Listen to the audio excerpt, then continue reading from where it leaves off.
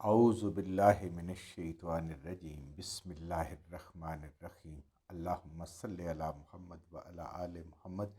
अल्लाह जल्ला शानू का बेहिसाब करम एहसान उस ज़ात का कि जिसने एक दफ़ा फिर कुरान मजीद समझने के लिए यहाँ पे हमें इकट्ठा कर दिया। आज हम इंशाअल्लाह 10वां पारा सूरह तौबा की आयत नंबर 75 से अपना सबक शुरू करेंगे। सूरह तौबा आयत नंबर 75।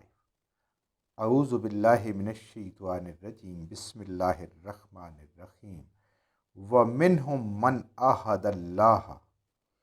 लइन आताना मिन फज़लिही लनसद्दक़न्ना वलनकूनन्ना मिनस्सालिहीन।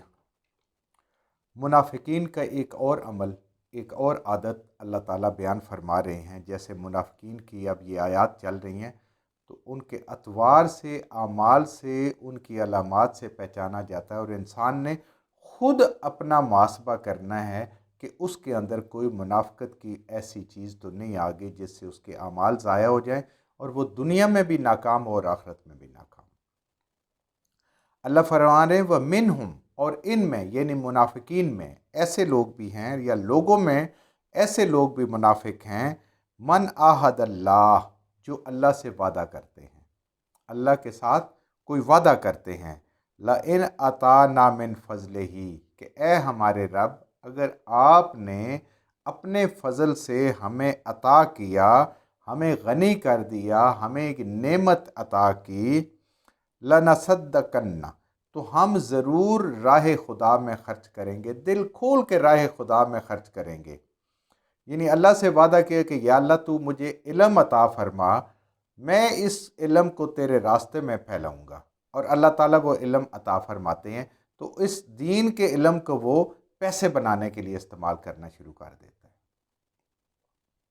या इंसान और कोई नज़र न्याज मानता है, अल्लाह से वादा करता है, अल्लाह के नाम की कोई कसम खाता है कि मेरी औलाद होगी मैं उसको ये बनाऊँगा, मेरे पास माल आएगा, या अल्लाह मैं तेरे रास्ते में ख़र्च करूँगा, मैं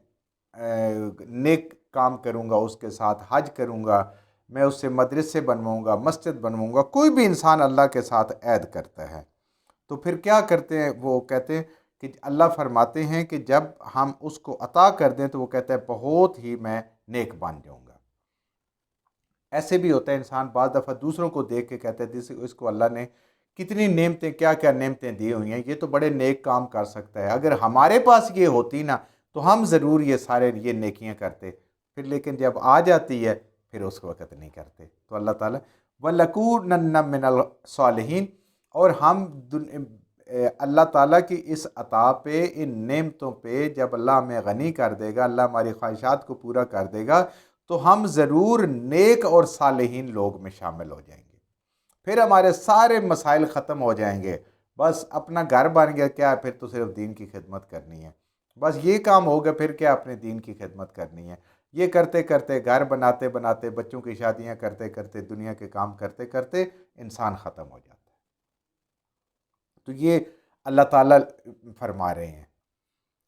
फलम्मा आता हूँ, बस जब हम उसको दे देते हैं, वो दुआ मांगता है हमसे, ख्वाहिश करता है और कहता है कि मैं बड़ा नेक हो जाऊंगा और बड़ा अल्लाह के रास्ते में खर्च करूंगा। जो नेमत अल्लाह से जो भी मांगता है, अल्लाह फरमाते हैं बस जब हम उसको अता कर देते हैं, जब अल्लाह बख्श देते हैं उसको वो चीज़, मिन फजल ही, अपने फजल और अपने करम से, अपनी रहमत से अल्लाह मेहरबान हो जाते हैं। तो क्या करता है, बखिलू बिही, तो बेवफाई करता है, बखीली करता है, उस चीज़ में से जो अता की, जो वादा किया था उस चीज़ का वो इस्तेमाल नहीं करता, फिर उसको अपने पास रोक के रखता है, फिर बुखल करता है, वादा खिलाफी करता है, बेवफाई करता है। व तवल्लो, और फिर अपने वादों से फिर जाता है, जो अल्लाह के साथ वादे किए होते हैं उन सब से फिर जाता है। वहुम मुअरिज़ून, अल्लाह को तो पता है कि ये है ही फिरने वाले, इसने फिर जाना है, लेकिन अल्लाह ने उसके उस अमल को जो दिल के अंदर उसके था उसको दुनिया के सामने जाहिर कर दिया कि ये क्या मन्नतें मानता था, क्या दुआएं करता था, क्या बातें करता था। आज अल्लाह ने इसको सब कुछ दे दिया, लोगों की बातें करता था, आज अपनी बारी आई है, रब ने सब कुछ दे दिया, लेकिन हर चीज़ आज दबा के बैठा हुआ है, बुखल कर रहा है, बेवफाई कर रहा है अल्लाह के वादों की। तो अल्लाह कहता है ये हैं ही बेवफा। फ़अहक़ाबहुम। اب ایسے لوگوں کی سزا، یہ منافقت کی علامات ہیں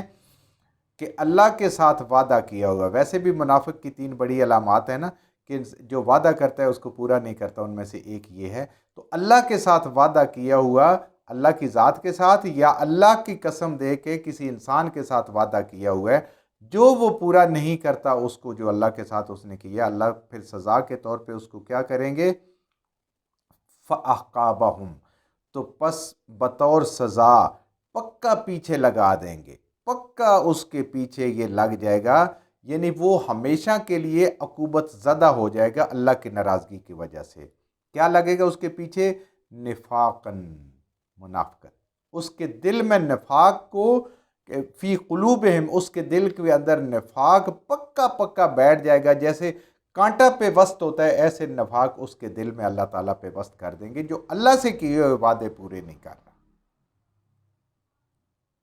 الی یوم القیامہ، قیامت تک کے لیے، قیامت تک کے لیے اللہ تعالیٰ اس کے دل میں یہ کانٹا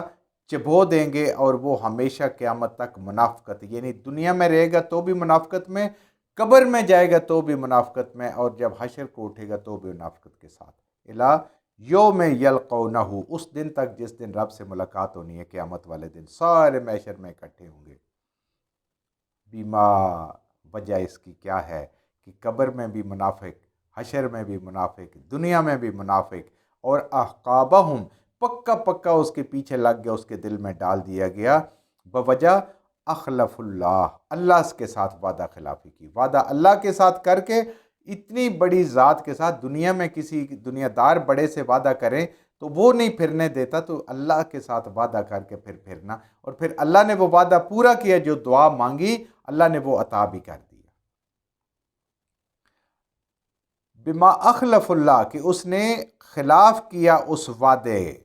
کے، ما وعدہو، جو اس نے وعدہ اللہ سے کیا تھا، یعنی مرتے دم تک نفاق اس کی جان نہیں چھوڑے گا اس بات پہ کہ اس نے اللہ کے ساتھ وعدہ کیا تھا اور اس کو وفا نہیں کیا تھا۔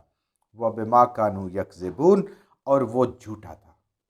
وہ جھوٹ بولتا تھا، اس کے دل میں یہ نیت پکی اور سچی اور کھری نہیں تھی، اگر کسی وجہ سے وہ نہ کر سکتا، نیت صحیح ہوتی تو وہ نیتیں بھی رب جانتا تھا، اس کی نیت ہی صحیح نہیں تھی، وہ یہ کرتا تھا۔ آج ہم اگر اس کو اپنے اوپر رکھ کے دیکھیں ذاتی زندگی میں، وہ تو خیر ہر ایک کو، انسان کو آئینہ نظر آئے گا یہ علامات کیا ہیں، لیکن اگر من حیث القوم اس کو پاکستانی قوم کی حیثیت سے دیکھیں تو یہ 3 آیات لگتی ہیں کہ جیسے اللہ تعالیٰ نے ہمارے لیے اتاری۔ مسلمانوں نے جب پاکستان بنایا، قائد اعظم رحمۃ اللہ علیہ کی تقریریں دیکھ لیں، اس زمانے کے جتنے اکابرین تقریریں دیکھ لیں، پاکستان کا مطلب کیا؟ لا الہ الا اللہ، یہاں پہ اللہ کا دین غالب ہوگا، قوانین اس کے مطابق بنیں گے، لوگ اس کے مطابق زندگیاں گزاریں گے، یہ وعدہ تھا، اور دستور قرآن کے مطابق ہوگا، یہ بار بار کہا گیا، اور اقلیتوں کو بھی وہ حقوق حاصل ہوں گے جو اللہ تعالیٰ نے قرآن میں، اسلام میں دیے ہوں۔ یہ ساری چیزیں قائد اعظم رحمۃ اللہ علیہ کے ارشادات میں موجود ہیں، لوگوں کے ارشادات موجود ہیں، لوگوں کو یہ ساری باتیں پتہ ہیں۔ تو ہم نے اللہ سے وعدہ کیا، یا اللہ اگر ہمیں تو ایک سرزمین عطا کر دے جس کے اندر ہم جائیں رہیں، تو تیرے اس دین کو ہم اس میں نافذ کریں گے، یہ اللہ سے وعدہ کر لیا۔ پھر کیا ہوا؟ فلما آتاہم من فضلی، اللہ نے اپنے فضل و کرم سے بڑے تھوڑے سی مدت میں اللہ نے پاکستان کو عطا کر دیا، اور ہندوستان کے مسلمانوں نے اس کے حق میں ووٹ دے کے اپنا فرض کفایہ پورا کر کے پاکستانیوں کے حوالے کر دیا، خود وہ ادھر رہ گئے جس حال میں بھی رہ گئے۔ آج ہمارا دیکھ لیں نفاق کی 3 قسمیں۔ ایک ہمارا سب سے پہلا باہمی نفاق، ہم ایک قوم بننے کی بجائے مختلف قومیتوں میں تقسیم ہو گئے ہیں، لسانی تقسیم ہو گئی، صوبائی تقسیم ہو گئی، عصبیت کی تقسیم ہو گئی، فرقہ واریت کی تقسیم ہو گئی، ہم ٹکڑے ٹکڑے ہو گئے، یہ نفاق کی پہلی علامت ہے۔ دوسرا نفاق پوری کی پوری قوم کے کردار کا خراب ہونا ہے۔ منافق کی 3 نشانیاں ہیں۔ سب سے بڑی بات کرے تو جھوٹ بولے، امانت ملے تو اس میں خیانت کرے، اور اگر وعدہ کرے تو وعدہ کی خلافی کرے۔ یہ 3 بڑی نشانیاں ہیں۔ آج آپ دیکھ لیں کسی بھی حکمران سے، ماضی کے حکمران سے لے کر آج کے کسی حکمران تک، اور آگے بھی یہی ہے، کوئی بھی جو صاحب حیثیت کسی بڑے عہدے پہ فائز ہے، کسی جگہ پہ بھی ہے، عدالتوں کو دیکھ لیں، فوج کو دیکھ لیں، بیوروکریسی کو دیکھ لیں، سیاست کو دیکھ لیں، ہر بندہ آپ کو خائن ملے گا، ہر بندہ آپ کو جھوٹا ملے گا، اور ہر بندہ وعدہ خلاف ملے گا، کبھی اپنے وعدے پہ نہیں ہوگا۔ اور یہی عوام کا بھی حال ہے، یعنی حکمرانوں کا اپنی جگہ پہ بھی، اور یہی عوام کا بھی حال ہے، یہ سارا کچھ کر رہے ہیں۔ اور تیسری منافقت جو بہت بڑی منافقتوں میں سے ایک ہے کہ آئین میں لکھا ہوا ہے کہ آپ